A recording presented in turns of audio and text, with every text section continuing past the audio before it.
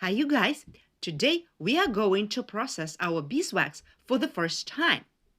We are going to heat it together with the water in this pot outside, and I strongly recommend doing it outside because the wax is very flammable.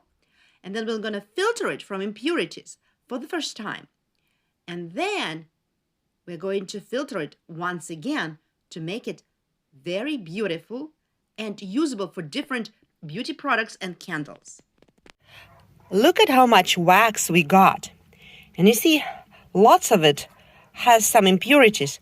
So we need to separate it to make it nice yellow, golden color.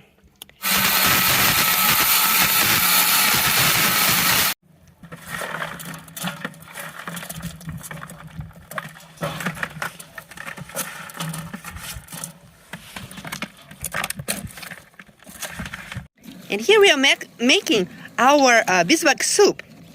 The water is not hot enough yet to melt the wax, but when it reaches that necessary temperature, the wax will mix with the water, and it will be easier for us to separate the impurities that way. Let me tell you real quick about the science behind the process of beeswax processing. Imagine you cooked a really fatty soup. So you had a lot of fat from bones and meat, and if you put it in the fridge, the fat will solidify on top of your broth. So that's what we are trying to achieve.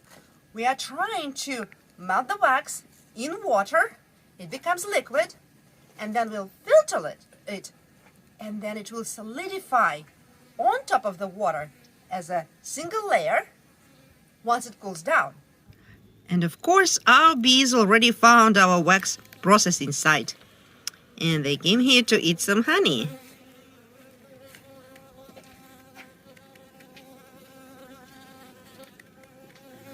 So you see, the wax is already melting, and it turns into this chocolatey fudge looking substance. And now that the wax mixture reached the boiling point, it needs to simmer like this for about 30 minutes.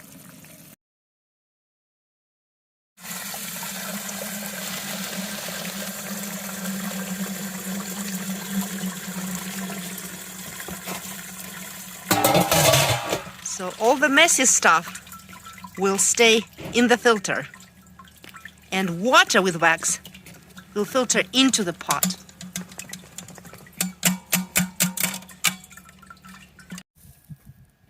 Here are all the leftover debris from filtering. Some people use it to make fire starters, for instance, but we're probably not going to use it and just throw it out.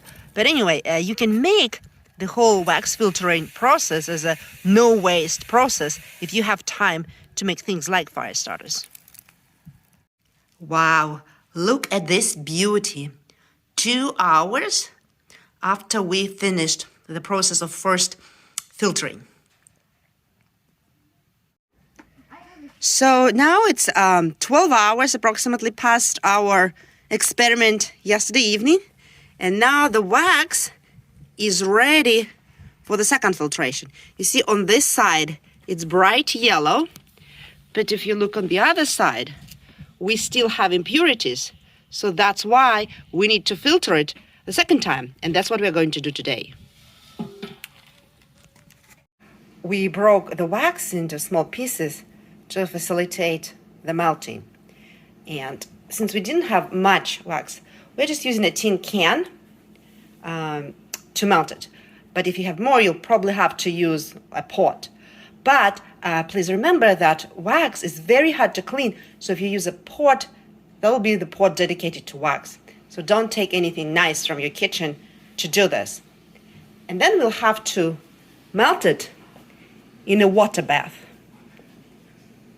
So the wax almost melted and ready for the second filtration. And this is our super fancy filtration device, which is an old pantyhose and a tin can. But just make sure that the pantyhose doesn't have any holes in it.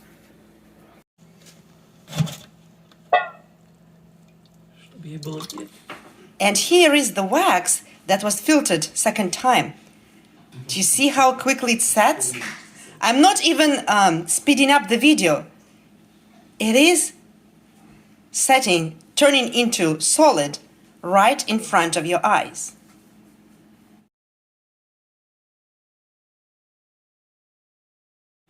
And this is the final product. Look at this beauty.